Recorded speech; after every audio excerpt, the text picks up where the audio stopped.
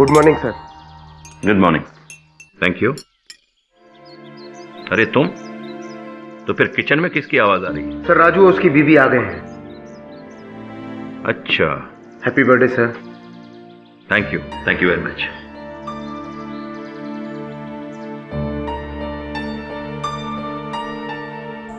कहा जाता है कि एक नामी ड्रग पेडलर मुन्ना पडवाल ने अपने ही गैंग के एक आदमी पिद्दा शेख का अपने हाथों से खून कर दिया है।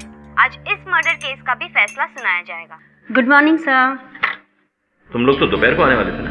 हाँ सर, सोम की तबीयत खराब हो गई और गांव में ठंड भी बहुत थी, इसलिए रात की बस में हम लोग आ गए। तो यहाँ कितने बजे पहुंचे? 1 घंटे पहले सर। एक काम करो, एक केक किचन में ले जाओ, राजू और बच्चे के साथ खा लेना। Happy birthday sir. Thank you. इस केस में जज जस्टिस गोपाल कृष्ण शर्मा ने अब तक बड़े ही कड़े फैसले दिए हैं, खास करके ड्रग माफिया के केसेस में। पिछले 3 साल में उन्होंने 2 बार फांसी की सजा सुनाई है। तो आज देखना ये होगा कि इस केस का परिणाम क्या निकलता है।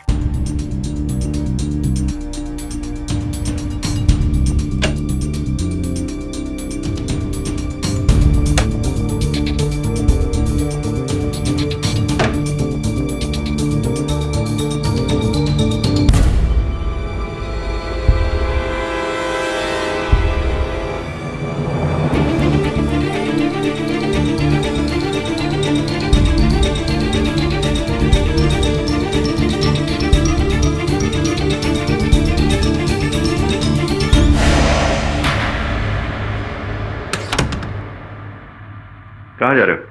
साहब रूम की सफाई कर रहे हैं। आज मेरे बेडरूम की सफाई करने की जरूरत नहीं है, कल करना। जाओ।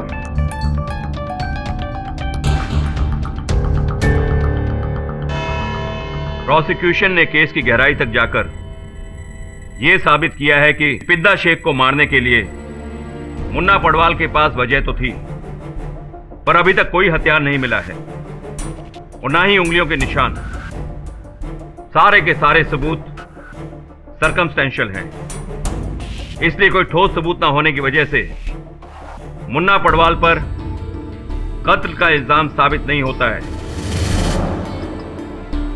ये कोर्ट मुन्ना पडवाल को बाइज्जत बरी करती है। The court is adjourned. Sir. क्या है? सर ये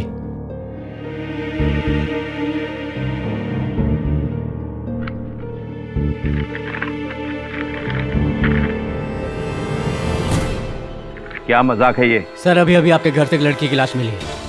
क्या बकवास कर रहे हो तुम? लाश आपके बेडरूम में थी सर। मेरे बेडरूम में? लेकिन मैं तो अभी अभी अपने घर से यहाँ आया हूँ। सर हम भी आप ही के घर से आ रहे हैं। ये लाश 20-22 साल की लड़की की है, लेकिन इसकी अब तक पहचान नहीं हो पाई। ये इन्फॉर्मेशन हमें आपके सर्वर राजू से मिली है। सर ये लाश की फोटो है जो हमें आपके बेडरूम से मिली। नहीं, मैं इस लड़की को नहीं जानता। सर हमें आपके फिंगरप्रिंट्स लेने होंगे। क्यों? आपको शक है कि यह कत्ल मैंने किया है? सर फिलहाल आपके फिंगरप्रिंट्स ही काफी है, प्लीज।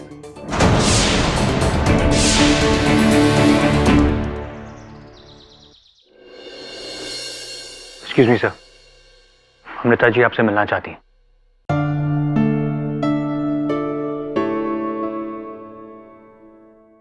कहिए, क्या सहायता कर सकता हूँ आपकी? मिस्टर पाठक, मैं चाहती हूँ कि जस्टिस शर्मा का केस आप लड़े। न्यायाधीश महोदय के बारे में आज अखबार में पढ़ रहा था।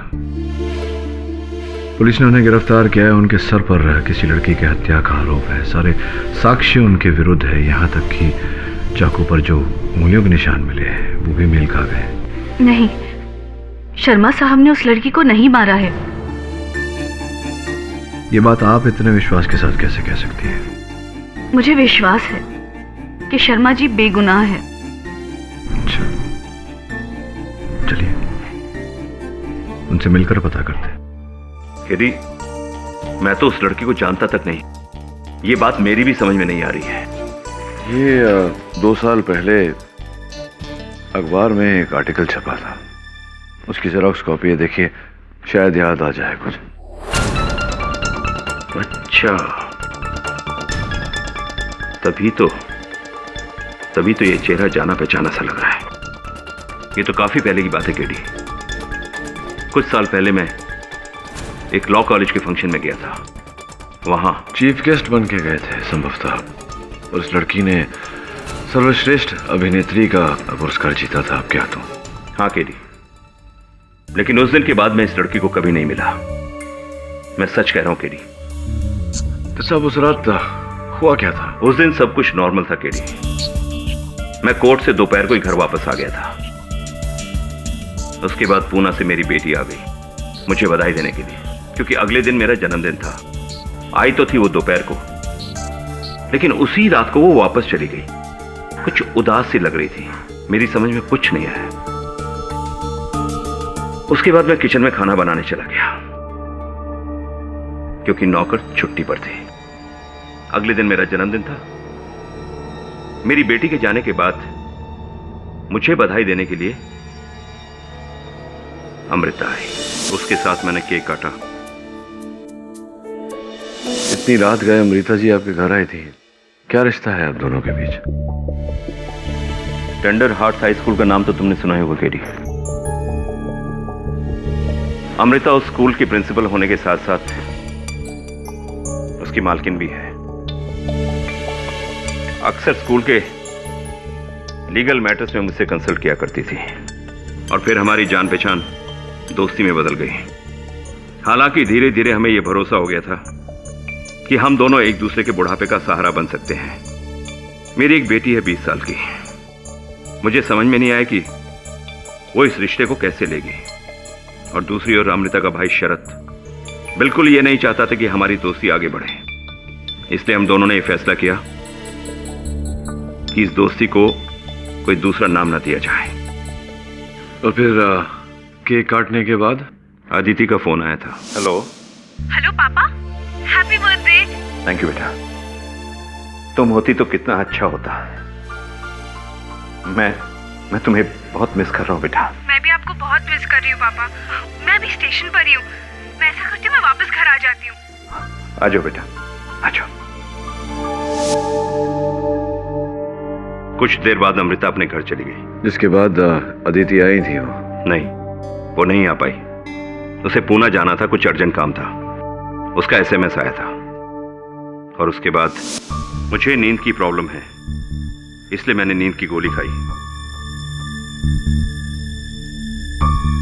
और थोड़ी देर टीवी देखा। टीवी देखते देखते मैं सो गया। तुम्हारे तीनों फ्रेंड्स आई नहीं? उसके बाद एक जोर से आवाज आई। मेरी आंख खुल गई। मैंने देखा चारों तरफ अंधेरा था।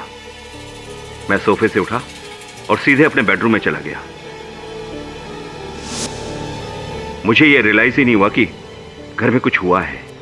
ये जो पिस्तौल है आपकी, कहाँ रखते हैं आप? अपने स्टडी के लॉकर में। इसके बारे में आपके अलावा और कौन जानता है? मेरे अलावा ये तो सिर्फ अदिति जानती है, लेकिन वो तो रात को ही पुणे चली गई थी। योर ऑनर, आज की ये तारीख, आज का ये दिन न सिर्फ मेरे लिए लेकिन पूरी अदालत के लिए एक बहुत ही बुरा दिन है। It's a sad day. कभी सोचा भी नहीं था कि जिस शख्स को मैं ही नहीं, पाठक साहब भी, हम सब भी योर ऑनर कह के इज्जत देते थे, आज वही शख्स मेरे सामने यूं कटघरे में खड़ा होगा मुजरिम बनकर। It's painful.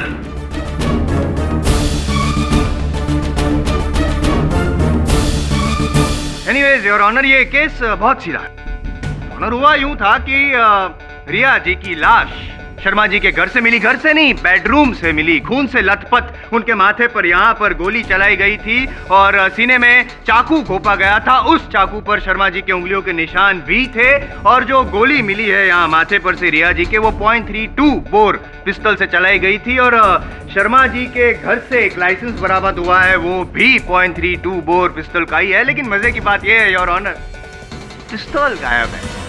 ऐसा कैसे हुआ? हो सकता है ना योर ऑनर, हो सकता है क्योंकि शर्मा जी को इतना एक्सपीरियंस था कि वो मर्डर वेपन को गायब कर दे ताकि कोई सबूत ना रहे। और मेरा एक्सपीरियंस ये कहता है कि जिस दिन वो पिस्तौल मिल जाएगी योर ऑनर, शर्मा जी की उंगलियों के निशान भी मिल जाएंगे। क्यों शर्मा जी? मैं यूं ही नहीं कह रहा हूं पाठक साहब, इसलिए कह रहा हूं क्योंकि जिस रात खून हुआ उस रात शर्मा जी और रिया जी के अलावा घर में कोई था ही नहीं। जाहिर सी बात है रिया ने खुद तो अपने आप पे गोली नहीं चलाई होगी, और ये बात साबित भी कर दूंगा मैं मेरे अगले गवाह के द्वारा। जोसेफ जी, अब शर्मा जी के बंगलों के चौकीदार हैं, वॉचमैन। जी साहब, करेक्ट। तो अब जज साहब को ये बताइए कि उस दिन उस रात कौन कौन आया था शर्मा जी के बंगले पे और कौन कौन कब गया था? जी साहब, जज साहब दोपहर को आए थे, उसके बाद वापस नहीं गए। फिर साहब की बेटी आदिति मैडम आई और तकरीबन रात को 9 या 10 बजे वापस चली गई साहब। फिर उसके बाद अमृता मैडम आई, वो तकरीबन 1 या 2 घंटा रुकी होंगी। उसके बाद फिर वो वापस चली गई 12:30 बजे। बस और कोई नहीं साहब, और कोई नहीं आया था। कोई नहीं आया था। पाठक साहब, आप यहाँ आना चाहेंगे? हाँ, आना तो पड़ेगा जायसवाल साहब, क्योंकि आपके गवाह कह रहे हैं कि कोई नहीं आया था। तो जब कोई नहीं आया था तो वो रिया लड़की जिसकी हत्या हुई, जिसके कारण हम यहाँ एकत्रित हुए हैं मुकदमा लड़ने, जब कोई ही नहीं आया तो वो कहाँ से आई? वो भी नहीं आई। नहीं, मतलब देखा नहीं ना इन्होंने आते हो। आप बैठिए, मैं संभाल दूं। आराम करिए, आराम करिए। क्या जोसेफ, उस रात थोड़ी सी? हाँ साहब, होश में था। अच्छा, एकदम होश में था साहब। साहब मैं तो अपना काम परफेक्ट ढंग से करता हूँ। नहीं, काम परफेक्ट तरीके से तो करते हैं आप, लेकिन होश में थे या नहीं इस पर विवाद किया जा सकता है, क्योंकि राजू बताइए, अदालत को राजू कौन है? साहब घर का नौकर है। शर्मा जी का नौकर राजू जब अपनी पत्नी कमला के साथ लौटा तो उसने आपको बेहोश पाया, नशे की हालत में। धुत आपके बगल में खाली बोतल पड़ी थी, जिसका अर्थ यह हुआ कि पूरी बोतल पी गए थे आप। ऐसा उन्होंने अपने कथन में लिखा है।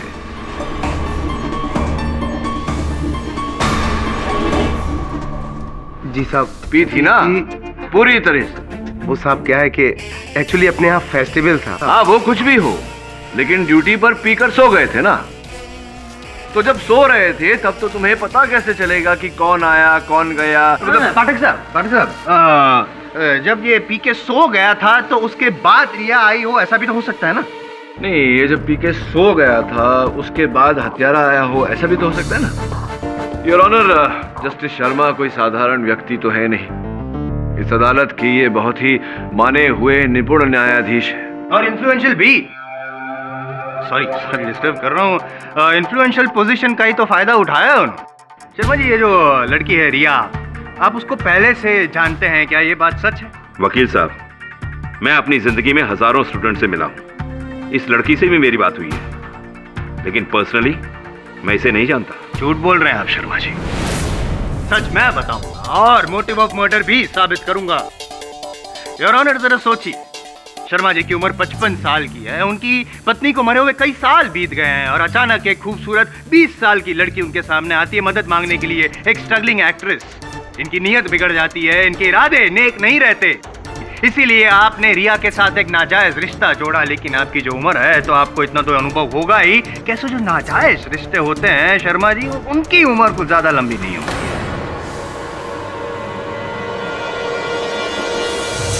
योर ऑनर, रिया ने इनको ब्लैकमेल करना शुरू कर दिया।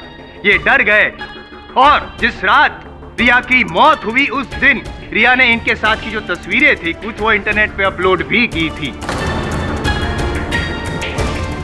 क्या करते हैं जज साहब? घबरा गए आप, डर गए, क्योंकि उनका रेपुटेशन जो दांव पे था ना। इसीलिए बड़े ही प्लानिंग के साथ शर्मा जी ने रिया को अपने घर पे बुलाया, बेडरूम में बुलाया पैसे देने के बहाने, लेकिन पैसे नहीं दिए, सीधी मौत दे दी, चाकू घोंप दिया और फिर गोली भी चला दी यहाँ सर पे। Your honour, this is a cold blooded murder done. तुम्हें कुछ और कहना है केडी? सर्वप्रथम योर ऑनर, मान लेते हैं कि जस्टिस शर्मा ने रिया की हत्या की।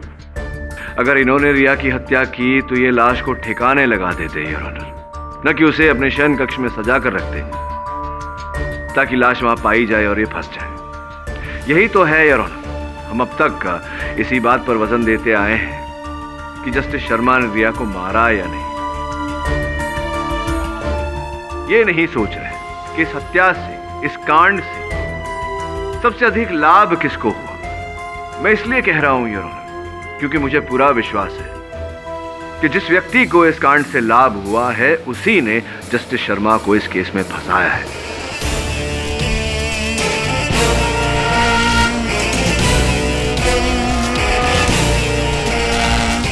तुम कहना क्या चाहते हो पीडी? जस्टिस शर्मा एक माने हुए न्यायाधीश थे, किंतु इस आरोप के बाद आज यहां खड़े हैं आरोपी के रूप में कटघरे में। स्पष्ट है योर ऑनर कि ये किसी की चाल है। मुझे तो आपकी चाल लग रही है केस को घुमाने की। नहीं, अगर योर ऑनर जैसे कि पाठक साहब कह रहे हैं कि हत्यारा कोई और है और उसका फायदा होता जज साहब को शर्मा जी को फंसाने के बाद, तो ये साबित भी तो कीजिए कि हत्यारा कौन है कोई सबूत आपके पास? साबित तो करूंगा ही योर ऑनर, और सबूत भी है मेरे पास। बहुत जल्द कुछ ही समय में असल हत्यारे को उस कटघरे में लाकर भी खड़ा करूंगा, लेकिन उससे पहले योर ऑनर क्षमा चाहता हूं, आपका सामान्य ज्ञान बढ़ाना चाहता हूं। संभवतः जो पोस्टमार्टम रिपोर्ट है वो आपने ध्यान से पढ़ी नहीं। रिया की मृत्यु चाकू लगने से नहीं हुई जायसवाल साहब, सर में गोली लगने के कारण हुई है। .32 बोर। गोली लगने के बाद सारा जो लहू था उनके शरीर का वो बह गया था। जिस समय चाकू मारा गया उन्हें, पोस्टमार्टम रिपोर्ट के अनुसार वो मृत थी। रही प्रोसिक्यूटर साहब की बात की पिस्तौल बरामद नहीं हुई, योर ऑनर मैं कहना चाहूँगा कि इतने माने हुए न्यायाधीश इतना तो जानते ही होंगे कि अगर ये अपने ही लाइसेंस्ड रिवॉल्वर से किसी की हत्या करे तो आरोप इनके सर पर ही आएगा, और जबकि इन्हीं का है लाइसेंस रिवॉल्वर तो उंगलियों के निशान भी उस रिवॉल्वर पर इन्हीं के होंगे। जो भी हो योर ऑनर, इस समय तक हत्या का औजार बरामद नहीं हुआ है, तो उस पिस्तौल को लेकर कोई भी विवाद करना उचित नहीं होगा। योर ऑनर, मेरा मानना है कि जस्टिस शर्मा निर्दोष है और इसी कारण मैंने इनका केस लिया। जब मैंने इनका केस लिया, मैंने पता लगाना शुरू किया कि इनके दुश्मन कौन कौन हैं जो इन पर यह आरोप डालकर इन्हें घात देना चाहते हैं। मैंने अपने सहायक वरुण से, इनकी पर्सनल डायरी से, इनके घर के एंट्री रजिस्टर से नाम की सूची बनाने को कहा। उन नामों में ऐसा कोई नाम नहीं पाया मैंने योर ऑनर जिस पर मेरा संदेह जाए। फिर मैंने इनके फोन कॉल के रिकॉर्ड्स चेक किए। मोबाइल से योर ऑनर कुछ नहीं मिला, किंतु इनके लैंडलाइन फोन से एक बहुत ही दिलचस्प बात सामने आई है। कत्ल की रात 2 बजे इनके लैंडलाइन से एक फोन किया गया था, जबकि 12:30 बजे आप सो गए थे। जी हाँ। हाँ, 12:30 बजे सो गए थे, तो फिर 2 बजे लैंडलाइन से कॉल किया गया था।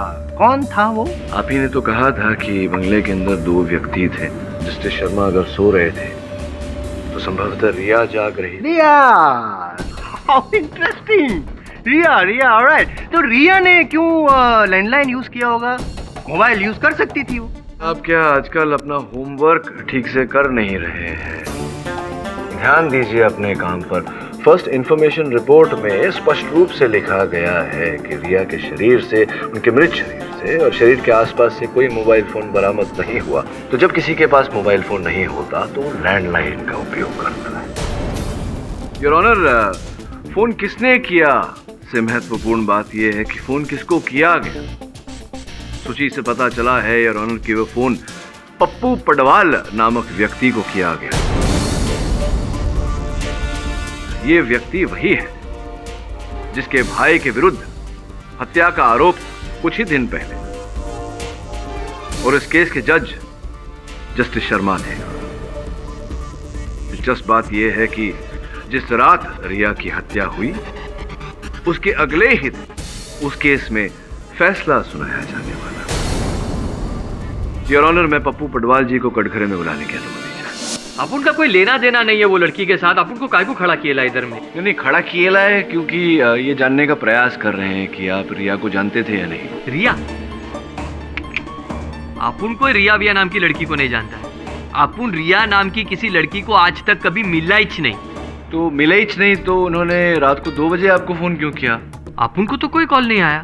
कोई रॉन्ग नंबर होएगा साहब। मतलब रॉन्ग नंबर लगा और आप 11 मिनट तक बात करते रहे रॉन्ग नंबर पे।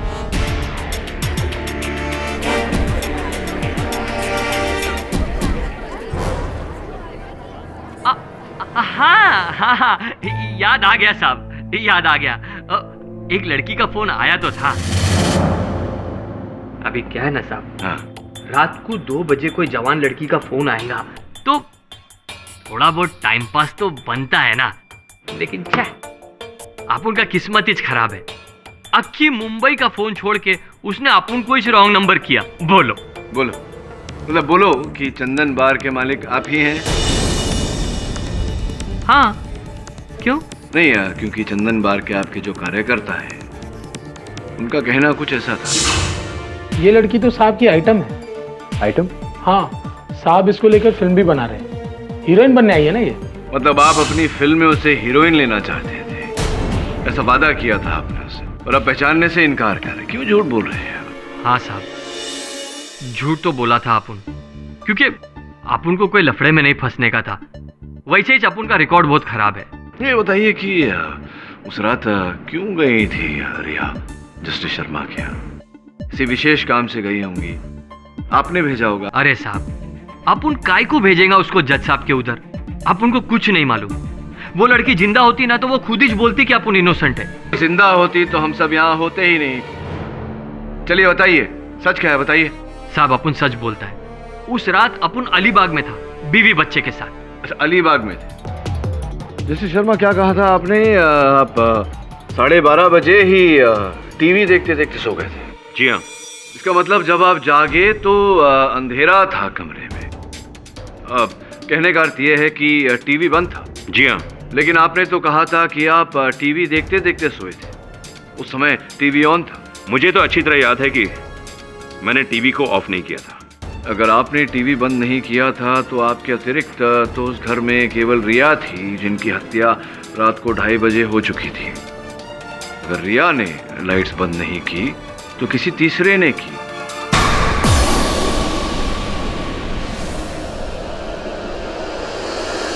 जिसका अर्थ यह होता है कि आप दोनों के अतिरिक्त कोई तीसरा भी था उस समय घर में जिसने ये बत्तियां बंद की। योर ऑनर, ये जो घर की बत्तियां बंद करना, घर का सामान ठीक से लगाना, ये एक आदत वाली बात होती है जो केवल घर की महिला करती है या घर का नौकर? नहीं साहब, मैं तो सुबह आया साहब, मैंने कुछ नहीं किया साहब। ये जो इंस्पेक्टर कामले है, बड़ी सरल रीत है इनके पास में सच उगलवाने की। 2 ही मिनट में उगलवा लेते हैं। क्या करना चाहेंगे? नहीं साहब, बताता हूँ साहब। बताइए। साहब, मैं और मेरी बीबी और बच्चे बहुत पहले आ गए थे साहब। थोड़ी देर बाद साहब जब मैं बाहर निकला तो हॉल में देखा टीवी चल रहा था और साहब सो रहे थे। फिर मैं अंदर गया और टीवी बंद कर दिया साहब। अच्छा, तो घर के अंदर प्रवेश कैसे किया आपने? वो साहब, घर के पीछे जो किचन का दरवाजा है उसकी एक चाबी मेरे पास और एक चाबी जोसेफ के पास साहब ने दे रखी थी, ताकि हम घर के अंदर कभी भी आ जा सके साहब को बिना डिस्टर्ब किए। और फिर क्या हुआ? साहब, मैं अपने कमरे में गया और सो गया। नहीं तो फिर आपने पुलिस को झूठ क्यों बोला कि आप सवेरे आए थे? साहब, मैं डर गया था साहब, मैं डर गया था साहब। जब मैं लाइट्स बंद करने किचन की तरफ जा रहा था तो तभी रास्ते में। पहचानता है ना अपन को? देख, ये बड़े लोग के बीच की बात है। बीच में आएगा ना तो अपन भूलता नहीं है किसी को, समझा? मुझे लगा जज साहब और पप्पू पडवाल में कुछ लेना देना है, और जब उस लड़की की लाश मिली तो मैं डर गया साहब। मैं इस मामले में नहीं पड़ना चाहता था साहब, इसीलिए मैंने झूठ बोला। तो पूरी तरह से फंस गए हैं आप पप्पू जी। क्या कर रहे थे आप शर्मा जी के घर उस रात? देखो साहब, अपुन को कोई लफड़े में नहीं फंसने का था। अपुन तो खाली शर्मा साहब का स्कैंडल बनाने को मांगता था, बस।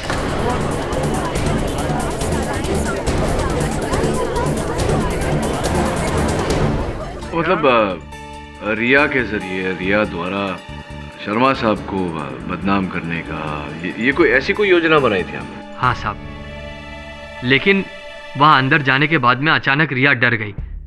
इसके वास्ते अपुन को जबरदस्ती अंदर जाना पड़ा। आपके कहने पर वो वहां गई थी सब करने? क्या क्या करने के समझ नहीं रहा, समझाइए ना। शर्मा साहब अपुन के भाई के केस में जज था।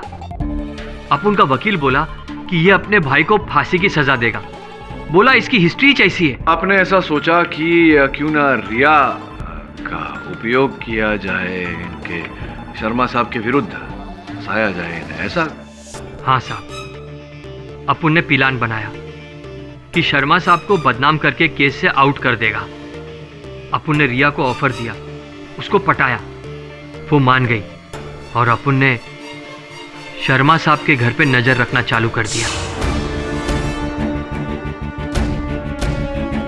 अपुन ने देखा कि वॉचमैन के पास पीछू के दरवाजे की चाबी है और मौका मिलते ही अपुन ने वो चाबी का कॉपी बना दिया। अपुन ने वो चाबी का 2 डुप्लीकेट बनाया, एक रिया के लिए और एक सेफ्टी में। अपुन के भाई के केस के फैसले में एक ही दिन बाकी था। अपुन की आइडिया से रिया ने उसके और शर्मा जी के कॉलेज के कुछ फोटो इंटरनेट पे डाल दिए। फिर अपुन ने रात को रिया को शर्मा जी के घर में भेजा।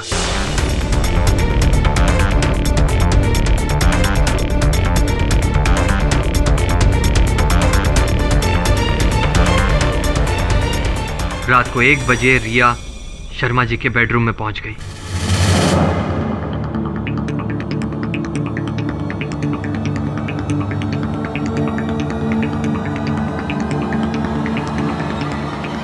मैं ये काम नहीं कर सकती पप्पू। अरे एड़ी हो गई लिए क्या? अभी उसको नहीं फंसाया तो मेरा भाई लटक जाएगा। चुपचाप मैं जैसा बोल रहा हूं वैसा कर। तेरे को मेरी पिक्चर में हीरोइन बनने का है ना? भाड़ में गई तेरी फिल्म, मेरे को जेल नहीं जाना है, समझ गया? अपुन ने उसको बहुत समझाया साहब, लेकिन उसकी तो सुई अटक गई थी। इसीलिए अपुन ने भी चानस लिया और घुस गया शर्मा साहब के घर के अंदर। शर्मा साहब के घर के अंदर आप घुसे, आपने रिया को मनाने का प्रयास किया, लेकिन रिया नहीं मानी और आपने उसकी हत्या कर दी। अरे अरे ये क्या बोल रहे हैं आप साहब? सिर्फ इसलिए कि अपुन का क्रिमिनल रिकॉर्ड है आपने मान लिया कि अपुन ने इस मर्डर किए लाए। जब अपुन अंदर पहुंचा तो अपुन ने देखा कि वो पहले ही मर चुकी थी और आपने बोला कि वो 2:30 बजे मरी है। 2:30 बजे रास्ते पर मामू ने अपुन का चालान काटा है, अपुन के पास रसीद भी है। चिंता मत करो, मैं जानता हूं कि यह हत्या आपने नहीं की। जो भी है, आपने इतना तो कबूल किया कि रिया को आप ही ने भेजा था। भेजा काम नहीं कर रहे हैं मेरा। सीरियसली योर ऑनर, समझ में नहीं आ रहा है पाठक साहब। आप सब्र कीजिए, बताता हूँ, धीरे धीरे खोलता हूँ कहानी। योर ऑनर, मैं जस्टिस शर्मा की सुपुत्री अदिति को कटघरे में बुलाने की अनुमति चाहूँ। अदिति उस रात अचानक क्यों चली गई? क्या वाकई कॉलेज का कोई काम आ गया था या आपको आपके पिताश्री और अमृता जी के बीच जो संबंध है उसका ज्ञान हो गया? किसी ने बताया आपको इन दोनों के बारे में? संभवतः वो, क्या नाम है राजू की पत्नी का, कमला ने बताया होगा। नहीं, राजू, उसी ने फोन करके मुझे बताया कि साहब को इश्क हो गया। और उसी रात मैंने पापा को अमृता से फोन पे बात करते सुना। अमृता, अदिति यहाँ घर पे आई हुई है। मुझे बहुत गुस्सा आया। मैंने तभी डिसाइड कर लिया कि मैं 1 सेकंड और घर पे नहीं रुकूंगी और सीधा स्टेशन चली गई वापस पूना निकलने के लिए। और वहाँ पे वेट करते करते मैंने पापा को फोन किया रात के 12 बजे। हेलो पापा, हैप्पी बर्थडे। से बात करने के बाद मुझसे रहा नहीं गया तो मैंने उनसे कहा कि मैं वापस घर आ रही हूँ। पर फिर सेलफोन है, सेलफोन कंपनी के अनुसार सेलफोन का एक लोकेशन ट्रैकिंग डिवाइस होता है, तो उस समय आपका सेलफोन आपके पापा के घर पर ही लोकेटेड था रात के 2:30 बजे। तो आप आई, बुरा लगा आपको, आप पापा को विश करने आई और बिना विश करे चली गई। हाँ, मैं जब पापा से मिलने वापस गई थी तब मैंने वहाँ पे अमृता को देखा घर से निकलते हुए, और अमृता को वहाँ देखकर मुझे बहुत गुस्सा आया। इसलिए मैंने उसी टैक्सी वाले को कॉल किया और उसमें वापस पूना चली गई। ये बात आपने पहले क्यों नहीं बताई? क्योंकि मुझे लगा ये बात इतनी इम्पोर्टेंट नहीं है, इसलिए मैंने नहीं बताई। ओके, बैठिए। That's all your honour. Your honour, इसका मतलब कि अदिति ने भी खून नहीं किया। मिस्टर जायसवाल, मुझे इस केस के बारे में आपसे कुछ बात करनी है। मुझे मालूम है पिस्तौल कहाँ है और किसने छुपाई है।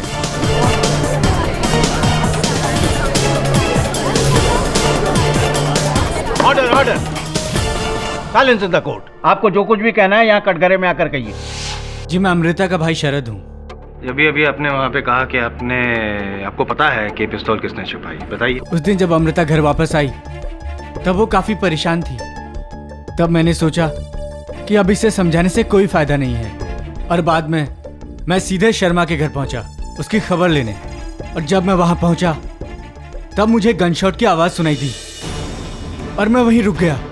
और उतने में शर्मा घर से बाहर आया और उसके हाथ में एक पिस्तौल थी। साहब शरद जी, आपने शर्मा जी के हाथ में पिस्तौल देखी? आपने शर्मा जी को पिस्तौल छुपाते हुए भी देखा? मैंने देखा उनके हाथ में एक पिस्तौल थी जो उन्होंने गार्डन में गमले के पीछे छुपाई। ऑनर, मुझे लगता है कि हमें मर्डर वेपन का पता चल गया है और मैं रिक्वेस्ट करूंगा अदालत से कि पुलिस को भेज के वो मर्डर वेपन बरामद करवाया जाए।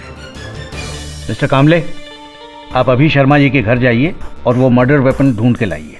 जी सर। शरद जी, जब आप जानते थे कि शर्मा जी ने वहाँ पिस्तौल छिपाई है तो आपने ये बात पुलिस के समक्ष क्यों नहीं रखी? साहब, उस दिन मैं बहुत डर गया था और इसीलिए उल्टे पांव ही वापस घर चला गया। और अगले दिन सुनने में आया कि पुलिस ने शर्मा को अरेस्ट कर लिया है मर्डर के लिए। तब मुझे लगा कि अब इंसाफ होगा, पर अदालत में बैठे बैठे मुझे कोई चीज खाई जा रही थी और ऐसा लग रहा था इन सब बातों में कहीं कातिल निकल ना जाए। इसलिए मैंने तुरंत यहाँ के सब कुछ बोल दिया। सर, झूठ! केडी ये झूठ बोल रहा है। ये पहले से ही मुझसे नफरत करता है। इसे डर है कहीं अमृता और मेरी शादी हो गई तो अमृता की पूरी प्रॉपर्टी और अमृता का स्कूल इसके हाथ से निकल जाएगा।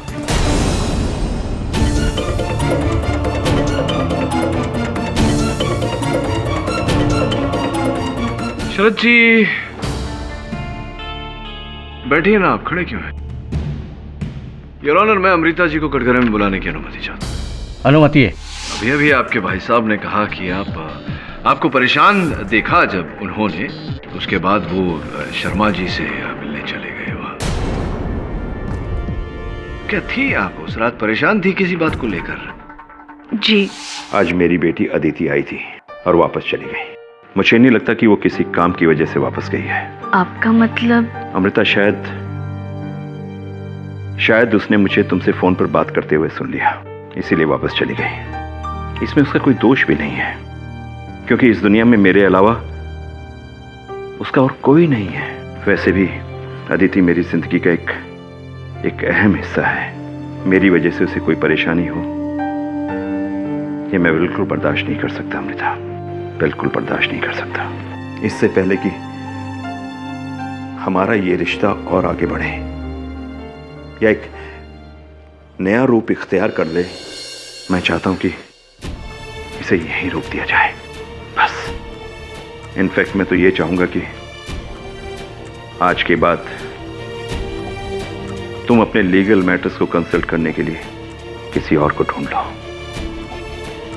किसी और को ढूंढ लो। मैं जब घर पहुंची तो मुझे परेशान देखकर शायद शरद को गुस्सा आ गया हो और वो चला गया हो शर्मा जी के घर। हाँ, तो क्या लगता है आपको? मुझे समझ नहीं आ रहा कि शर्मा जी और खून नहीं, मुझे यकीन नहीं हो रहा कि उन्होंने ये कत्ल किया है। पर शरद झूठ क्यों बोलेगा? शरद तो झूठ नहीं बोल रहा है। मुझे यकीन नहीं हो रहा कि उन्होंने ये कत्ल किया है। पर शरद झूठ क्यों बोलेगा? शरद तो झूठ नहीं बोल रहा है। झूठ तो आप बोल रही हैं अमृता जी। हाँ? अब देखिए ना, आपने झूठ बोला शर्मा साहब से कि आप पहले से विवाहित नहीं हैं, जबकि आप पहले से विवाहित हैं। आपके पूर्व पतिदेव का देहांत हो चुका है।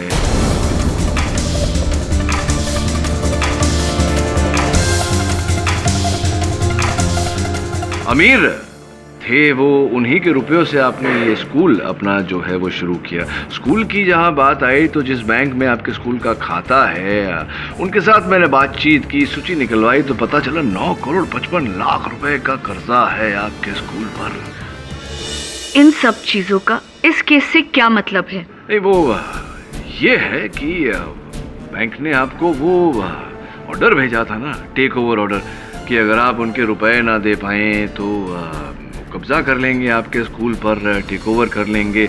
और अगर आपको अपने स्कूल को बचाना होता तो आपको शर्मा साहब की तरह ही कोई ऐसे ऊंचे ओहदे पर रईस घराने का व्यक्ति चाहिए था आपको, और इसीलिए आपने शर्मा साहब को फंसाया।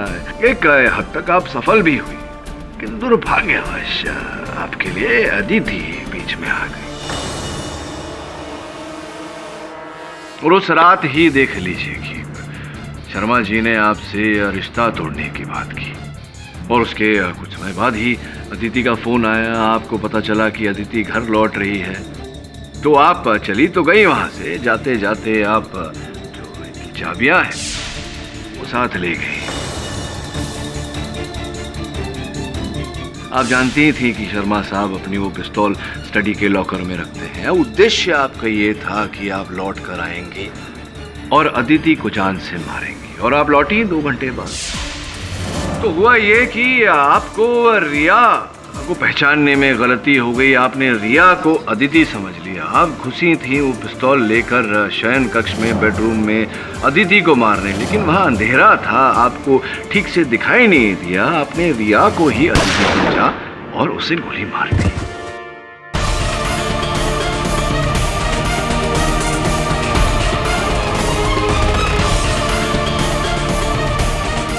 जिसके पश्चात अब वहां से ओझल हो गई। इस बात का क्या सबूत है आपके पास? अरे ये लीजिए, याद ही नहीं रहता आजकल कुछ। ये रुमाल को तो अवश्य पहचानती होंगी आप। हाँ, ये मेरा ही रुमाल है। हाँ, जानता हूँ आप ही का रुमाल है। ये जो रुमाल है वो दूसरे दिन सवेरे शर्मा साहब को अपने शयन कक्ष में, अपने बेडरूम में मिला। ये बात बताइए, आप तो गई नहीं थी बेडरूम की ओर, तो आपका रुमाल वहां कैसे पहुंच गया? मुझे कैसे पता होगा? नहीं, आपका रुमाल है, आपको पता होना चाहिए। आप ही बताइए, कहानियां तो आप बना रहे हैं। मैं कहानी बना नहीं रहा, कहानी बता रहा हूं। अदिति ने जब आपको घर के बाहर देखा, उस समय रात के 2:40 हो रहे थे। आप तो 12:30 बजे ही वहां से चली गई थी, तो उसके 2 घंटे 10 मिनट बाद आप क्या कर रही थी वहां? शरद ने शर्मा जी को गन छुपाते हुए देखा, उसका क्या? Your honour,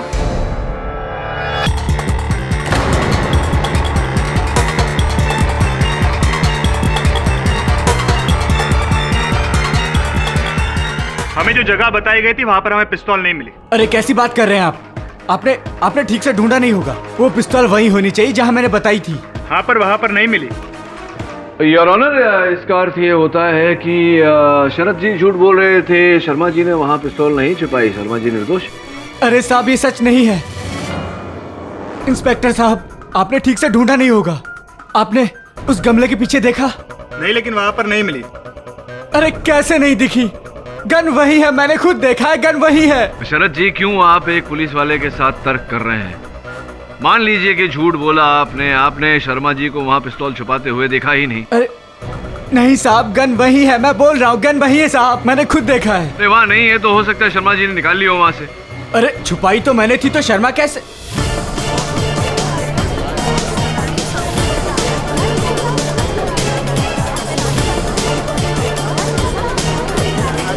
order, order. अच्छा, आप ही ने छिपाई थी पिस्तौल वहां, यानी कि खून भी आप ही ने किया है? मैंने कोई खून नहीं किया साहब, मैं तो सिर्फ वो गन छुपाने गया था। कत्ल तो अमृता ने किया है। शरद, मुंह बंद रख अपना इडियट। नहीं, अब मुंह बंद रख के क्या फायदा? बिल्ली बोरी से बाहर आ चुकी है। I mean, the cat is out of the bag. चलिए ना, बताइए ना प्लीज, क्या क्या हुआ था? हाँ, मैंने ही रिया को अदिति समझकर मारा।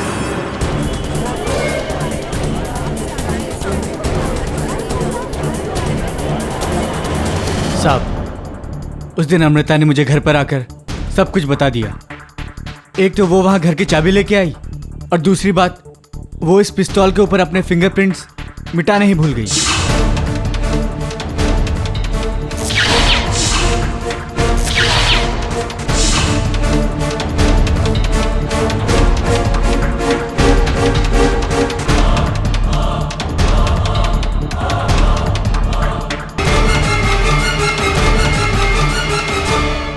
फिर जब अदिति ने अपने कथन में कहा कि उन्होंने रात के 2:40 पर अमृता जी को घर के बाहर देखा, तो आप भयभीत हो गए। आपको लगा कि आपकी बहन पकड़ी जाएगी और अपनी बहन को बचाने के लिए अपनी ये झूठा कथन दिया अदालत में कि शर्मा जी ने वो पिस्तौल वहां छिपाई। लेकिन केडी, वो पिस्टल है कहाँ? Sorry your honour, Varun, your honour, मैं जानता था कि ये पिस्तौल शर्मा जी के घर पर ही कहीं छिपाई गई होगी, इसीलिए आज सवेरे अदालत आने से पहले मैं इस पिस्तौल को ढूंढने इनके घर चला गया।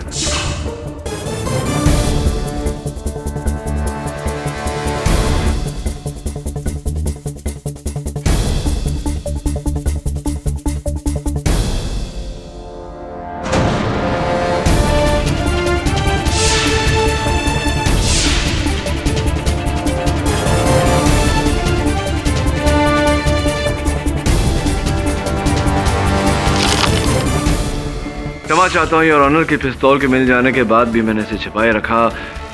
पहले से ही मुझे संदेह था अमृता जी और शरद जी पर। मैं जानता था कि शरद जी केवल ढोंग कर रहे हैं दोनों के रिश्ते को नापसंद करने की। योर ऑनर, मैंने ये बात केवल इसलिए छिपाई ताकि अदालत में ये कबूल करें कि हत्या इन्होंने की। अमृता और शरद ने चूंकि अपना जुर्म कबूल किया है, इससे मिस्टर शर्मा की बेगुनाही साबित होती है। इसलिए यह अदालत मिस्टर शर्मा को बाइज्जत बरी करती है और शरद और अमृता को फौरन हिरासत में लेने का हुक्म देती है। साथ ही पप्पू को भी हिरासत में लेने का हुक्म देती है। The court is adjourned. KD. हाँ जी सर। केस हारा हूँ, हिम्मत नहीं आ रहा हूँ। प्रणाम सर, प्रणाम। KD, thank you very much, I am obliged. कैसी बातें कर रहे हैं जस्टिस, मैं तो केवल अपना काम कर रहा हूं।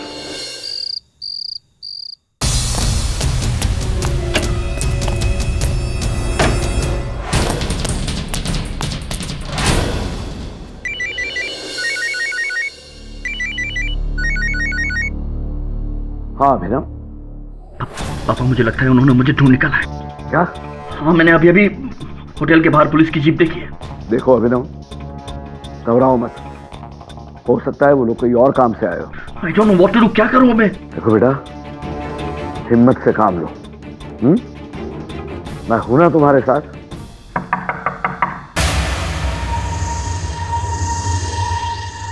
दरवाजे पर कोई है। देखो तुम्हें कुछ नहीं होगा, मैं हूं ना। थक गया हूं पापा मैं इस तरफ भागते भागते। Please get me out of here, please. देखो तुम चिंता मत करो, सब कुछ मुझ पे छोड़ दो।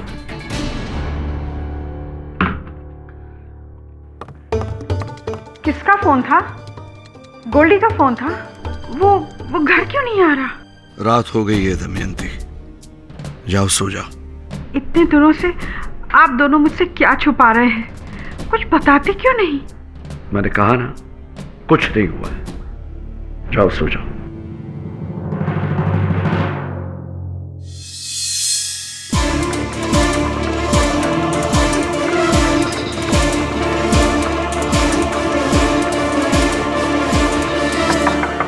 हाउसकीपिंग। क्या काम है? तौलिया बदलना था सर, 2 मिनट लगेगा। नहीं चाहिए, जाओ। लेकिन सर। बोला ना, नहीं चाहिए, जाओ। अच्छा साहब, उस सुबह की खाने की ट्रे दे दीजिए। अगर किचन बंद हो गया तो प्रॉब्लम हो जाएगी।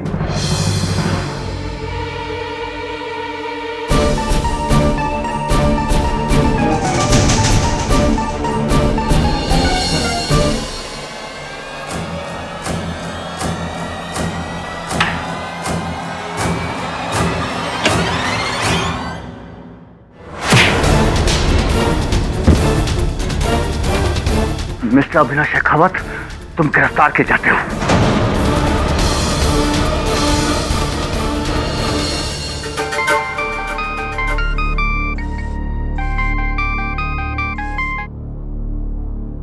हेलो, एक अच्छी खबर है टोंग सर, अभिनव शेखावत जयपुर की लॉज से पकड़ा गया। जब्बार, इब आया ऊंट पहाड़ के नीचे। करमवीर शेखावत, इब के करोगे के?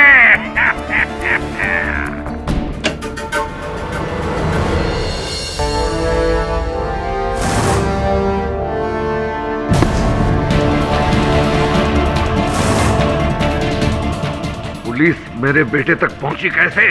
पता नहीं सर, मैंने तो पूरी कोशिश करी थी इस मामले को। कोशिश काफी नहीं है। वादा किया था तुमने 10 दिन के अंदर ये केस सुलटा दूंगा, आपका बेटा घर पे होगा। कहाँ गए वो वादा? सर मैं बस तुम्हारे बहाने सुनने के लिए वक्त नहीं है मेरे पास। अब चलो थाने, अभिनव की बेल करानी है। बेल नहीं हो सकती सर।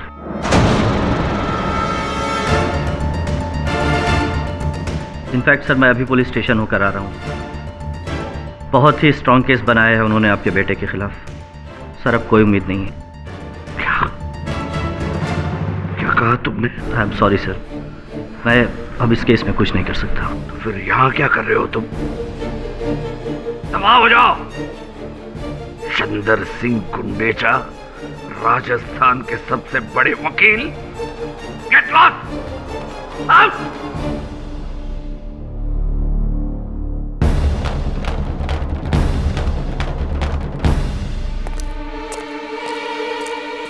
पुलिस? गोल्डी को पुलिस ले गई?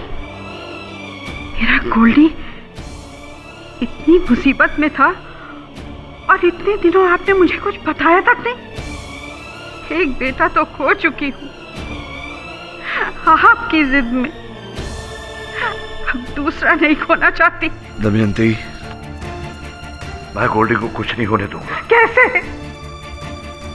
आपकी आखिरी उम्मीद तो चली गई मुंह फेर कर। अब एक ही उम्मीद और है। अगर आपके दिल में हमारे रिश्ते की जरा भी अहमियत है तो अपना अहंकार भूलकर बुला लीजिए उसको।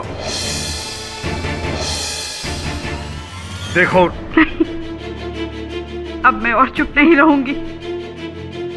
वो इस घर का बड़ा बेटा है। मुसीबत के वक्त अपना ही खून काम आता है। शायद एक बाप को अपने बेटे की जरूरत नहीं, पर एक माँ को है। एक भाई को अपने बड़े भाई की है।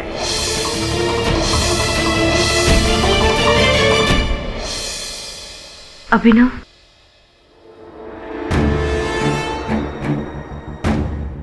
चली जाओ यहाँ से।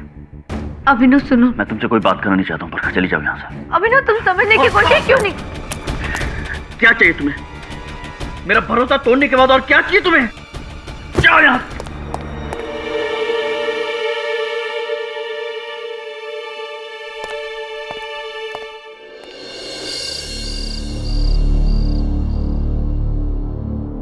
अगर आपके दिल में हमारे रिश्ते की जरा भी अहमियत है तो अपना अहंकार भूलकर बुला लीजिए उसको। वो इस घर का बड़ा बेटा है। मुसीबत के वक्त अपना ही खून काम आता है।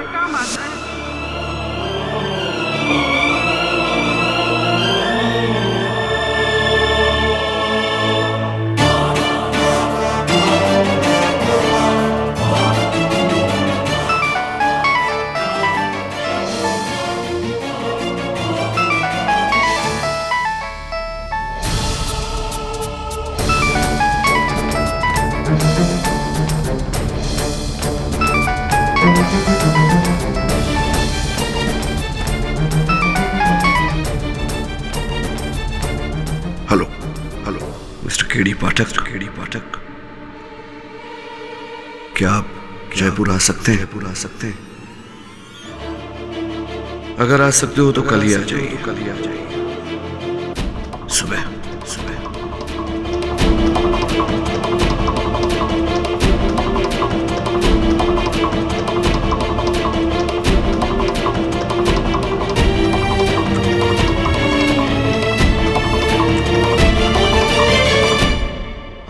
तुम्हारा फैसला है तो अब मेरा फैसला सुनो। आज के बाद न ये घर तुम्हारा, न मेरा कारोबार और ना मेरा नाम। नहीं रहे तुम करणवीर शेखावत के बेटे। चले जाओ। इस घर के दरवाजे हमेशा के लिए तुम्हारे लिए बंद है। जलील करके निकाला गया था उसे इस घर से। 12 साल से नहीं आया। नहीं आएगा वो नहीं आएगा।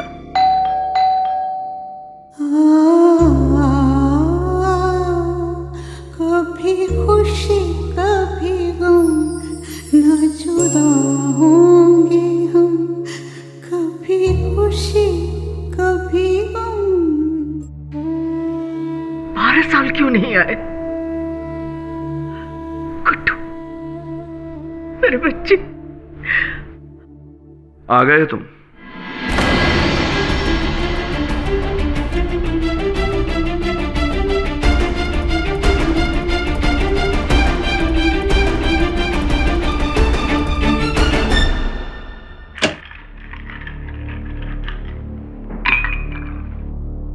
मुझे तुम्हारी जरूरत नहीं। बड़े बड़े लॉयर्स पड़े हैं मेरे पास। मैं तो तुम्हें बुलाना भी नहीं चाहता था। तुम्हारी माँ ने कसम दे दी। अगर अब भी ना कहो, कहना चाहो तो कह सकते हो। मैं किसी और लॉयर को नियुक्त कर दूंगा इस केस के लिए। किस केस में? मेरे बेटे अभिनव को कत्ल के इल्जाम में गिरफ्तार किया गया है। कब, क्यों, कहां, कैसे, ये सब बताने का वक्त नहीं है मेरे पास। अभिनव को टोंक रोड पुलिस थाने में रखा गया है। जाओ वहां जाकर उसे मिल लो, वो बता देगा। रुको, मुझे तुम्हारा एहसान नहीं चाहिए। तुम्हारी जो कुछ भी फीस बनती है मेरे पीए मिश्रा को बता देना। सुनवाई से पहले तुम्हें पूरी रकम मिल जाएगी। जो बन पड़े करो। मुझे मेरा बेटा अभिनव आजाद चाहिए। इकलौता है मेरा। आफ्टर ऑल माय ओनली सन।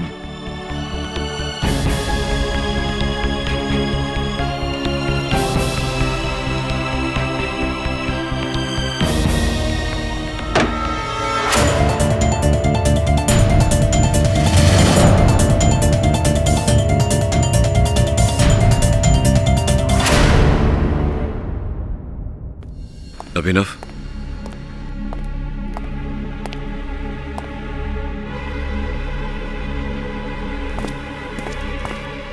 भैया, मैं फंस गया हूं। मैंने कुछ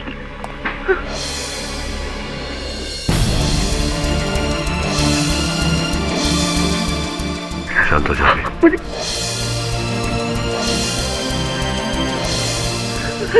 मैं किसी को मेरी बात। हाँ, मेरे बैठ। रोना बंद कर और शुरुआत से बता क्या क्या हुआ था।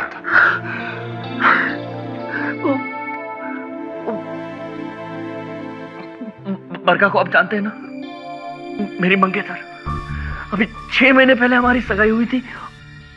वो माँ चाहती थी आपको मंगनी पे बुला, लेकिन पापा। ये सब बातें भूल जा।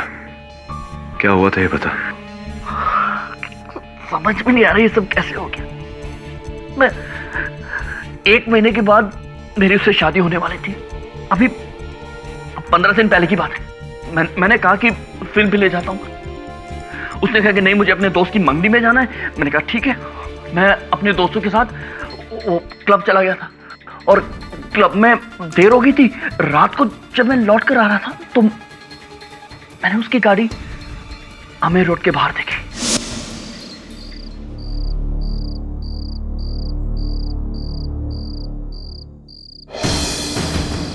बरखा की गाड़ी?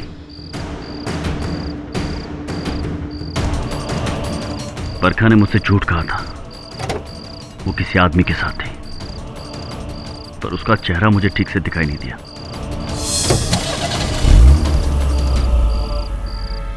मैं टेंशन में आ गया था, सोचा जाके उसे कन्फ्रंट करूं, लेकिन फिर सोचा एक और तरीका है सच तक पहुंचने का। बीवी का पीछा करना है? मंगेतर का।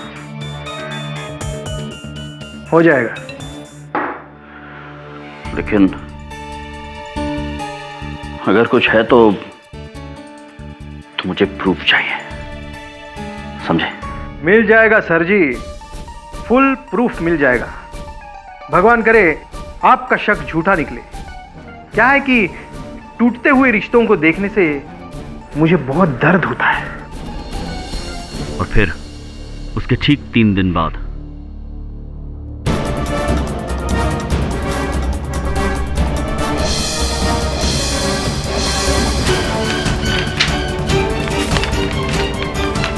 आई एम सॉरी सर, आपका शक सही निकला।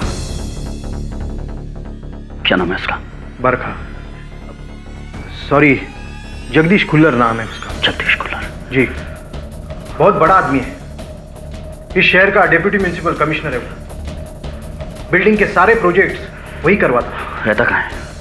अपने अमर रोड पे गोलीमार मैदान के पास उसका बंगला है, C35। सर ये फोटो। सर तूने खुल्लर के घर का पता क्यों मांगा था? गया था तू वहां? हाँ, मैंने सोचा जाके खुल्लर की खैर ले लूं, लेकिन जब मैं वहां पहुंचा तो मुझे अकल आई कि पहले मुझे बरखा को कन्फ्रंट करना चाहिए, उससे पूछना चाहिए। Pick up the phone Barkha, come on, pick up the phone, pick up the phone, pick up the phone बरखा।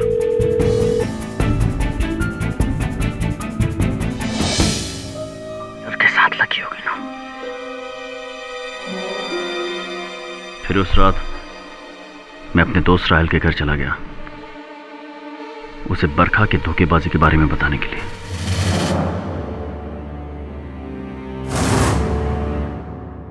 बस कर यार गोल्डी। बस कैसे करूं? मुझे धोखा दिया उसने, मुझे। जान से मार दूंगा उसे मैं। और क्या मिलेगा उससे? मैं तो कहता हूं कि तू बहुत लकी है, शादी से पहले ये सब पता चला। छोड़ दे बरखा। छोड़ कैसे दूं यार? छोड़ कैसे दूं? उल्लू का पट्टा समझा क्या मुझे? अभिनव शेखावत नाम है मेरा। कोई भी मुझे धोखा देकर नहीं जा सकता है। उस खुल्लर, उस कमिश्नर की तो मैं जान ले लूंगा। गोल्डी सुन तो, क्या खबर देनी अब? आप कहां हो सर जी? क्यों? पुलिस आपको ढूंढ रही है। अभी थोड़ी देर पहले जगदीश खुल्लर को किसी ने गोली मार दी। वहां आपके खिलाफ सबूत भी मिले।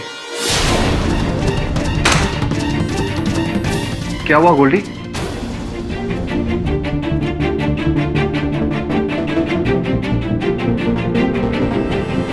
क्या हुआ गोल्डी?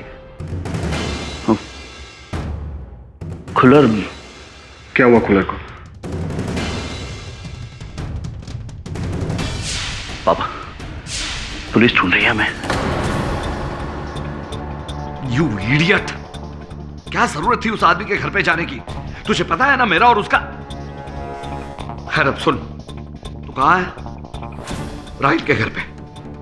तो ठीक है, यहां से निकल और अजमेर पहुंच जा, शुक्ला जी के गेस्ट हाउस में। और किसी को पता नहीं चलना चाहिए कि तू वहां है, जब तक मैं ये मामला सुलझा नहीं लेता। और तू अजमेर जाने के लिए निकला है, वो भी किसी को पता ना चले, ठीक है? मैं सब कुछ संभाल लूंगा। फिर दिल्ली से अजमेर, अजमेर से जयपुर, जयपुर से उदयपुर, बस भागता रहा, छिपता रहा, इस डर से कि कहीं पकड़ा ना जाऊं। मुझे नहीं भागना था, लेकिन पापा के कहने पे मैं भाग गया। और अब तो केस बिगड़ गया ना भैया। सब यही सोच रहे कि मैं खून करके भागूं। भैया प्लीज मुझे बता दीजिए, सेव मी प्लीज, क्योंकि सिर्फ आप ही जो मुझे बचा सकते हैं। और बचपन से आप ही ने मुझे बचाया। याद है स्कूल में एक बार प्रिंसिपल ने मुझे पनिश किया था इस इल्जाम में कि मैंने वॉल पे कुछ लिखा था, और तब आपने मुझे बचाया था, ये साबित करके कि वो लिखावट मेरी नहीं थी। मैं तब भी निर्दोष था और आज भी निर्दोष हूं। मां की सौगंध। डोंट वरी, कुछ नहीं होने दूंगा तुझे। एक बात बता, फोरेंसिक्स के अनुसार कुल्लर की हत्या 9 बजे हुई। 9 बजे तू अपने दोस्त के साथ था ना? क्या नाम उसका? राहिल खान। 9 से तकरीबन 11 बजे तक मैं वहीं था भैया। श्योर? गवाही की जरूरत पड़ेगी।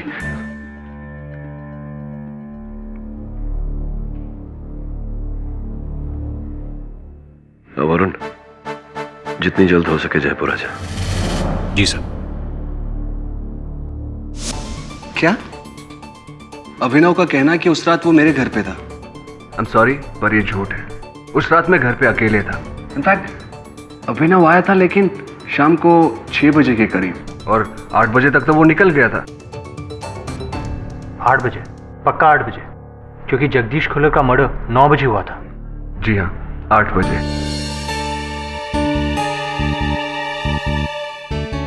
पर अभिनव तो कुछ और ही कह रहा। देखिए, मैं मानता हूं अभिनव मेरा दोस्त है, हम कॉलेज में एक साथ पढ़ते थे, पर इसका मतलब ये नहीं है कि मैं उसे बचाने के लिए अपने आप को फंसा दूं। आई होप यू अंडरस्टैंड मी।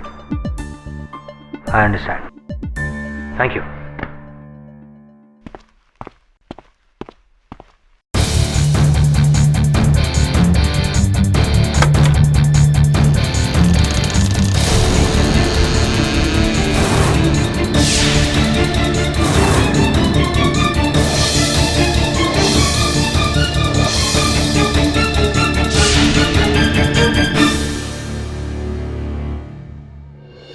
जी उस रात जब साहब की हत्या हुई, हम बाहर गेट पर ही थे। और घर के अंदर कौन था? तुम्हारे साहब से कोई मिलने आया था? जी साहब से मिलने एक आदमी आया था। कहाँ जा रहे हैं? रुकिए, आप ऐसे अंदर नहीं जा सकते। तुम्हारे साहब ने बुलाया। देख रहे हो, मामला करोड़ों का है, समझे कि नहीं? चलो पे चढ़ो।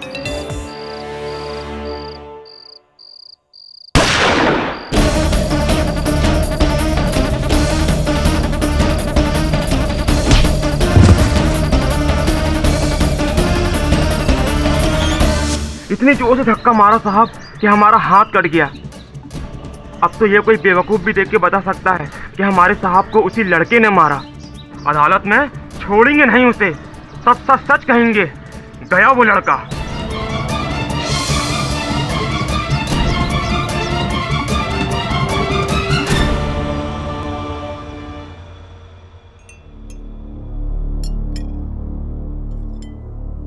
थैंक्स।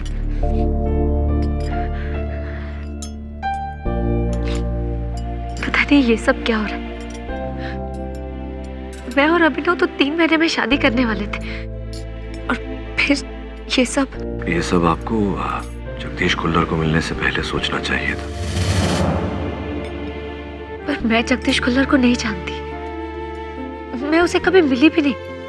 बरखा जी, अभिनव ने एक जासूस रखा था, लश्कर सिंह। लश्कर सिंह ने यह कथन दिया है कि उसने एक नहीं, अनेक बार आपको और खुल्लर साहब को साथ में देखा है। केवल इतना ही नहीं, आप दोनों की कई तस्वीरें भी ली थी उसने, जो अभिनव को दिखाई। झूठ बोल रहा है लश्कर सिंह। मेरा कोई रिश्ता नहीं है जगदीश खुल्लर के साथ, और पता नहीं अभिनव उसकी बात पर विश्वास भी क्यों कर रहा है। मैंने सच में आज तक कभी अभिनव को धोखा नहीं दिया। बहुत गड़बड़ वाली बात है। दोनों का कथन उल्टा ही है। बरखा कह रही है कि वो कभी खुल्लर से मिली नहीं, और राहिल कह रहा है कि उस रात मेरा भाई उसके साथ था नहीं। इस तरह दोनों आपके भाई को झूठा साबित कर देंगे अदालत में। ऊपर से जगदीश खुल्लर का वो सिक्योरिटी गार्ड, वो जागर सिंह, उसने तो अभिनव को आते हुए भी देखा है अंदर। फिर इस केस में उसकी गवाही मेन है।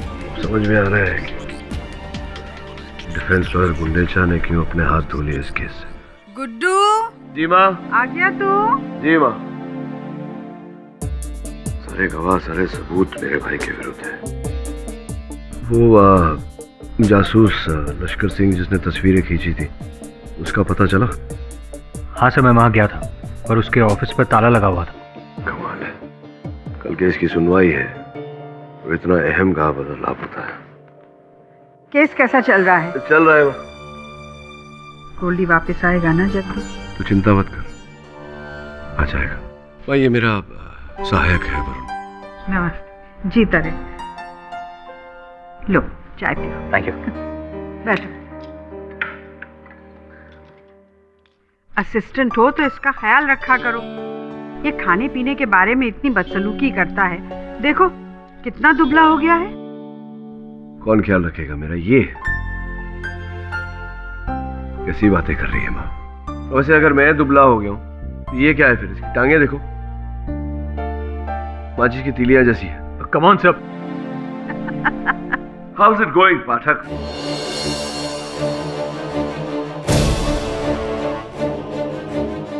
आप अपने बेटे को इस तरह कैसे बुला सकते हैं? तुम्हारे कहने पर मैंने उसे यहां बुलाया, इसलिए ये मत मानना कि मैं हर चीज तुम्हारे कहने पर ही करूंगा, समझी?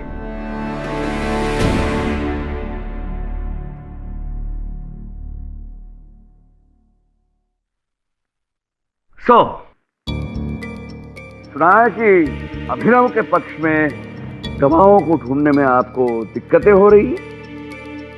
उन गवाह से कहो कि अपना मुंह खोले, चाहे उतनी रकम मैं उसमें भर सकता हूं, लेकिन अदालत में अभिनव का साथ दें। कह देना उनसे पाठक।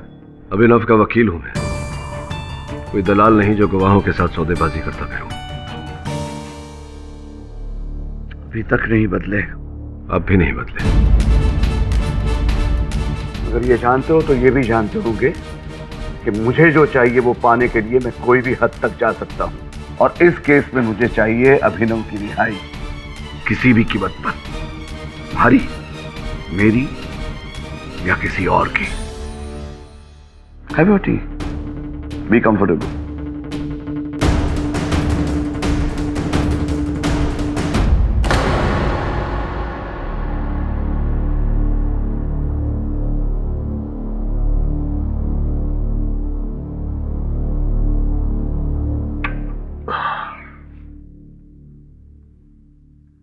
सर एक बात पूछूं? आपके फादर का सरनेम शेखावत और आपका पाठक। पाठक मेरी माँ का उपनाम है वरुण। शेखावत नाम से तो मेरे पिताजी मुझे वंचित कर चुके हैं। क्यों सर? बड़ी लंबी राम कहानी है, सुनाऊंगा किस दिन। इस समय पूरा ध्यान केस पर लगाना पड़ेगा। इस केस में जो प्रोसिक्यूटर है वो भी आज तक कोई केस नहीं हारा, धर्मेंद्र देसाई। लॉर्ड, 19 जनवरी रात ठीक 9 बजे मिस्टर अभिनव शेखावत गुस्से में और नशे में चूर होकर शहर के deputy municipal commissioner Jagdish Kullar के बंगलों पर पहुंचे, जिनका इनके फियोंसे के साथ अफेयर था, जिसका बदला लेने के लिए ये अपनी लाइसेंस रिवॉल्वर कॉल्ड M1911 लेकर गए।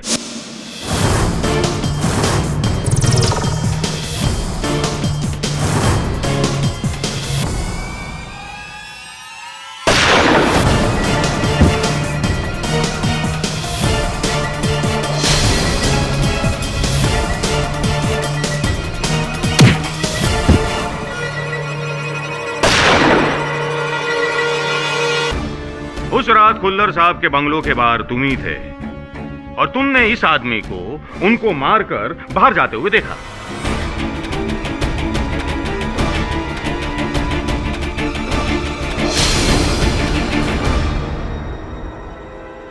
पता नहीं साहब।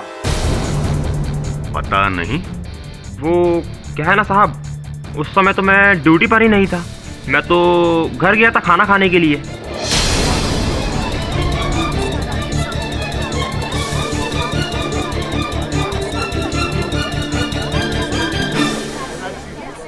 Order order. लेकिन उजागर सिंह, तुम्ही ने हमको बताया था कि तुमने इस आदमी को पहले बाहर से अंदर जाते हुए देखा और फिर अंदर से बाहर जाते हुए देखा। नहीं साहब, मैंने ऐसा नहीं बोला, न देखा, मैं तो उस समय ड्यूटी पर था ही नहीं। पता नहीं कौन घर के अंदर आया और किसने मेरे साहब को मारा।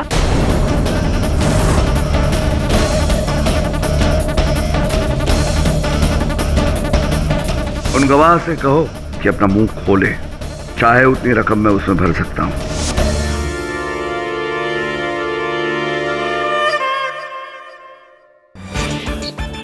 आप फरी गो न उमरी करो।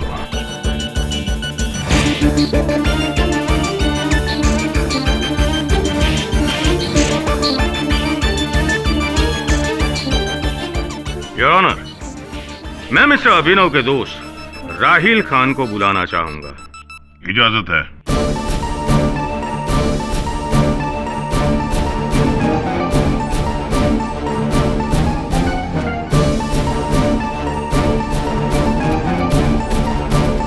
वाओ। राहिल, चुप। बोले तो इसे। हाँ तो राहिल, उस शाम अभिनव तुम्हारे साथ था, वो भी नशे में चूर। फिर उसने अपनी पिस्टल उठाई और कहा कि वो जगदीश कुल्लर के घर जा रहा है उसे मारने। यही कहा था ना? हाँ? बोलो बोलो। जी नहीं, अभिनव ने जो बयान पुलिस को दिया था वही सच है।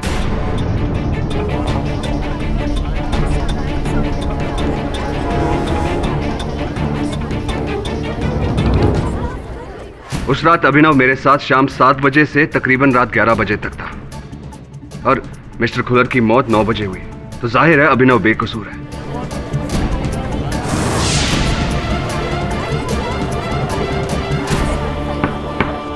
Order order. ये क्या बोल रहे हो तुम? वही जो आप सुन रहे हैं। अभिनव बेकसूर है और उसकी बेगुनाही का सबसे बड़ा गवाह मैं हूं।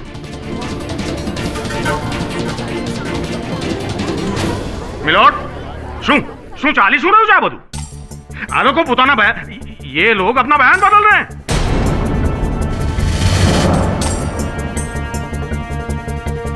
पुलिस के सामने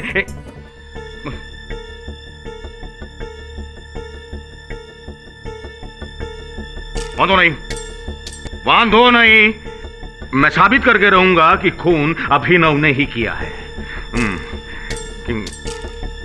हाँ।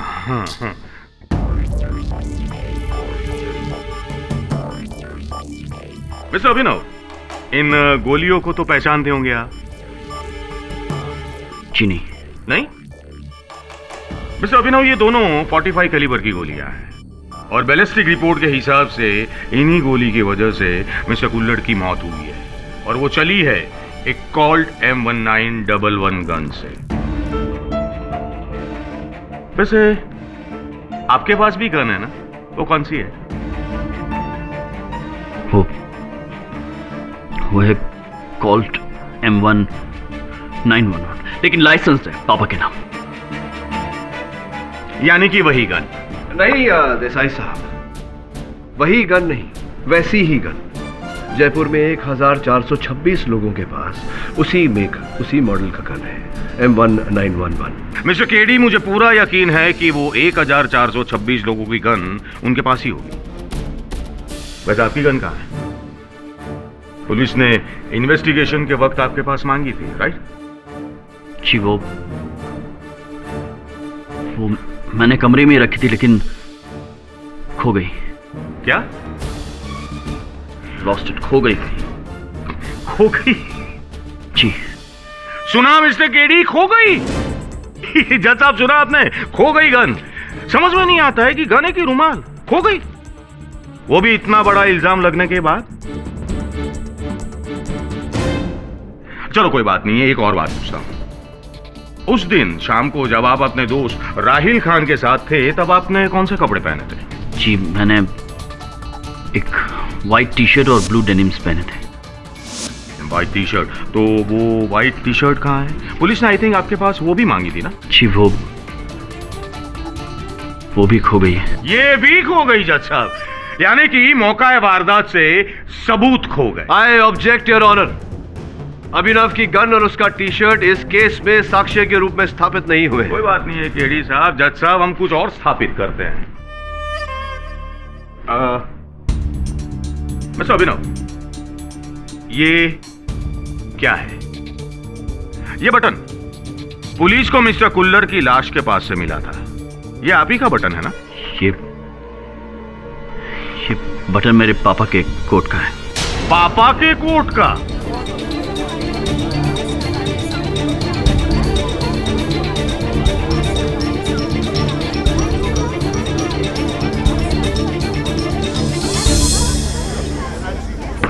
साइलेंस! मतलब तुमने अपने पापा का कोट पहना था? जी हाँ। नहीं, जी नहीं। तो फिर ये बटन वहां कैसे पहुंचा? वो मैं बता सकता हूं।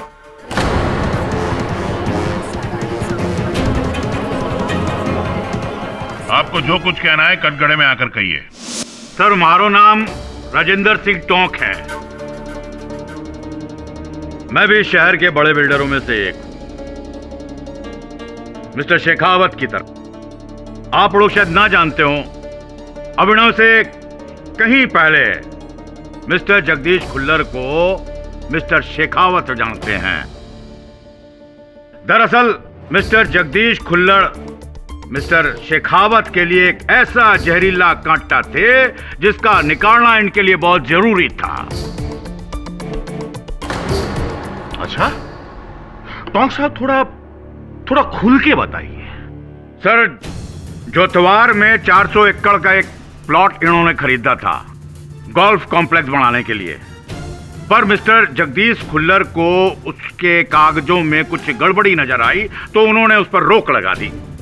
मुझे अच्छी तरह याद है कि एक बार मैं मिस्टर खुल्लर से मिलने उनके दफ्तर गया था तो मैंने देखा कि मेरे कॉम्प्लेक्स के प्लान्स पास न करने का मतलब? क्योंकि इस जमीन पे डिस्प्यूट चल रहा है और आपने इस जमीन को गैर कानूनी तरीके से हासिल किया है। सबूत दीजिए मुझे, सबूत। करोड़ों रुपए लगे हैं मेरे इस प्रोजेक्ट के पीछे। अगर ये प्रोजेक्ट नहीं हुआ तो जो नुकसान होगा वो मैं सह नहीं पाऊंगा। ये मेरा प्रॉब्लम नहीं है, और वैसे भी आप जा सकते हैं। मेरी दूसरी मीटिंग मिस्टर टोंग के साथ है। ओह, अब समझ में आ रहा है कि मेरा प्लान पास क्यों नहीं हो रहा। कट चाहिए तुम्हें? बोलो, कितने पैसे दे रहा है वो तुम्हें? उससे ज्यादा भिजवा दूंगा मैं। Mister Shekhawat, I said leave. देखो खुल्लर, करोड़ों रुपए लगाए हैं मैंने इस प्रोजेक्ट में, और ये प्रोजेक्ट किसी भी कीमत पे होके रहेगा। मेरे होते हुए ये प्रोजेक्ट कभी नहीं बन सकता। ठीक कह रहे हो तुम। तुम्हारे होते हुए ये प्रोजेक्ट नहीं हो सकता, लेकिन अब देखना ये है कि तुम कब तक होते हो।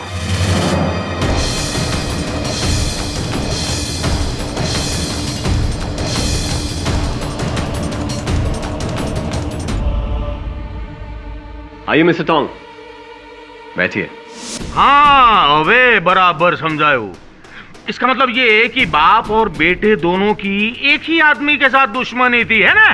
जी, छोड़ो आने सच। मतलब एक की पर्सनल और दूसरी की प्रोफेशनल, समझाइयो। केस बद्दो बराबर समझाई गयो। ये खून पर्सनल वजह से नहीं, प्रोफेशनल वजह से खून हुआ है, और इसका ये केस है? जी, ये खून पर्सनल वजह से नहीं, प्रोफेशनल वजह से खून हुआ है, और इसका ये केस है? जी।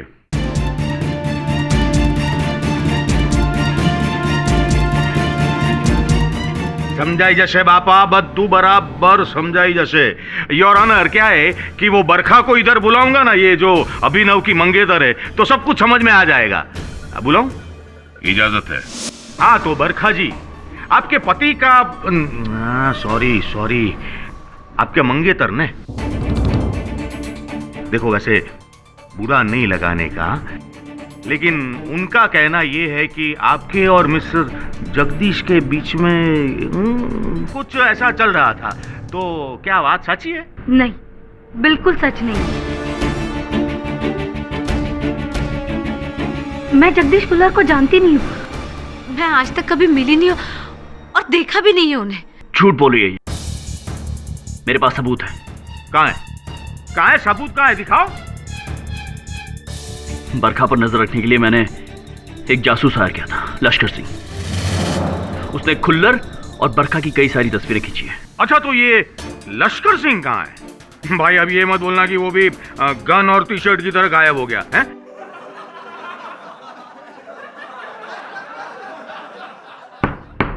Order order. वो आपके प्रांत में क्या बोलते हैं देसाई साहब?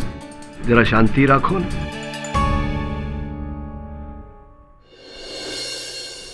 ये तस्वीरें कहाँ है? वो तस्वीरें वो मेरे पास नहीं है, लश्कर सिंह के पास है।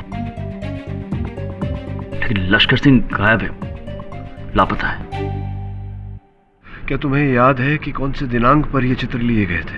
अच्छी तरह से याद है।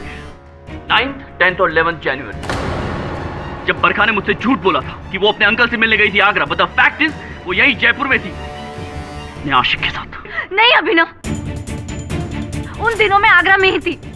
10 तारीख को हम ताजमहल देखने गए थे। उसकी फोटोज है मेरे फोन में, देखिए। अच्छा, दिखाओ दिखाओ, फोटो दिखाओ। हाँ, ये आगरा में थी केडी साहब। देखिए देखिए केडी साहब, देखिए, शी इज राइट। अच्छा, अब मुझे एक बात बताइए, ये अपने पूरे परिवार के साथ आगरा में थी, तो उसी वक्त वो जयपुर में कैसे हो सकती है? तुम्हारा जासूस झूठ तो नहीं बोल रहा था? झूठ तुम्हारा भाई बोल रहा है। कोई जासूसी का केस नहीं है, कोई अफेयर नहीं है। अभिनव शेखावत की कहानी महज एक डिस्ट्रैक्शन है असल केस से। मिस्टर जगदीश कुल्लर के साथ तुम्हारे भाई का नहीं, तुम्हारे पिता का बैर था।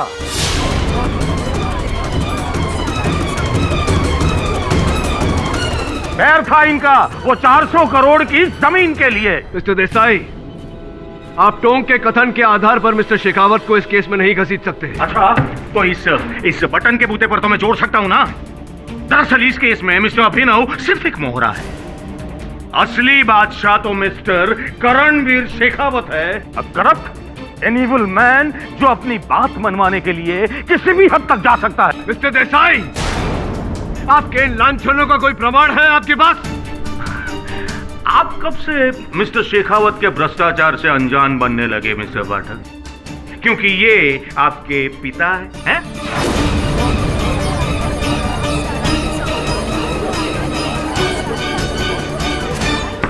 साइलेंस। ये अदालत है और अदालत में मेरे लिए कोई पिता नहीं, कोई भाई नहीं, केवल मुवक्किल है। अदालत?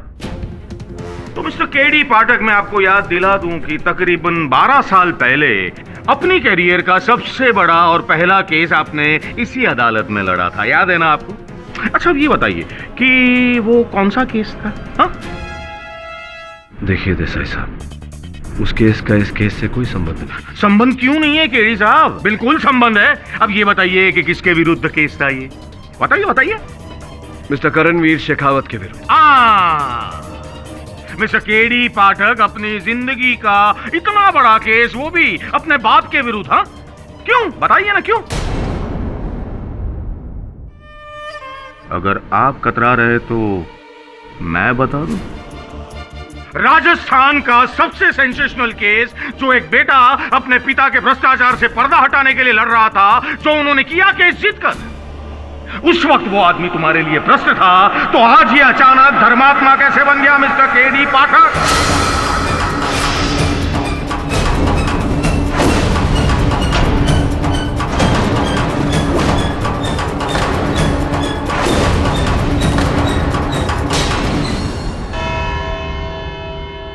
क्यों? घंटी बज गई? Court is adjourned।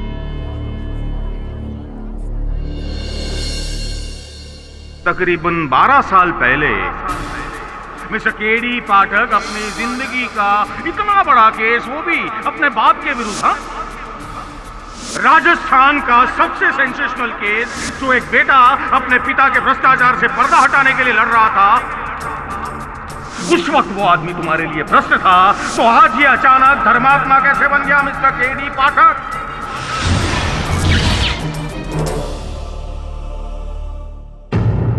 क्या सोचा था तुमने?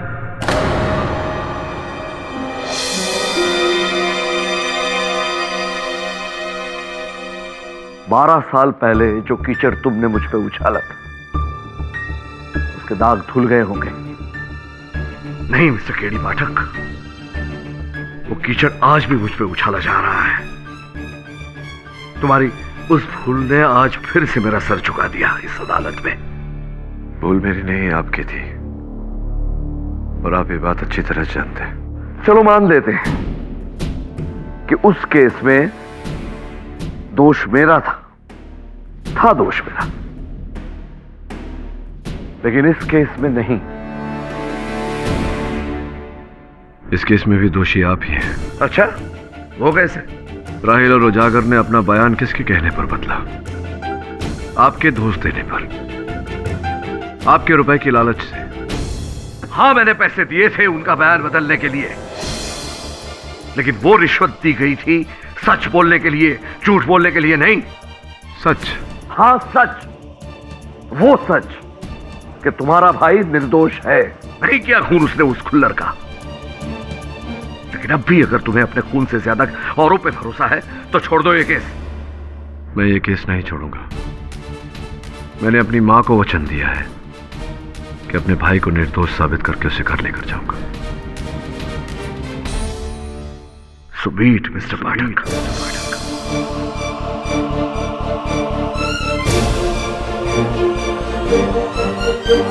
और भी दिलचस्प कहानी देखने के लिए हमारे चैनल को सब्सक्राइब करें और बेल आइकॉन दबाना न भूलें।